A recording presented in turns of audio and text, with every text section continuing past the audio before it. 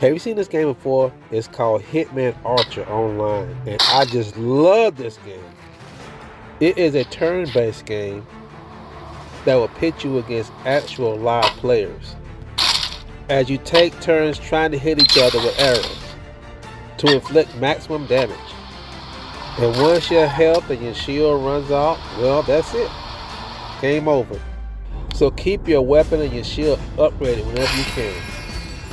And the more you play the game, the more you'll be able to unlock new areas and new weapons.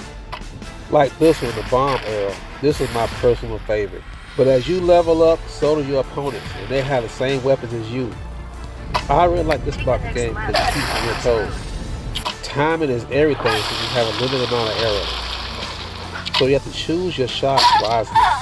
And on top of that, there's plenty of obstacles to block your shot. Each stage has its own unique obstacles you have to avoid. The backgrounds are amazing. Just look at this Rick and Morty just randomly appeared. And listen, I have played a lot of Stickman games in the past, but I really like this one. It is so fun and addicting. So trust me, go to Google Play and download Stickman Archer Online. You will love it.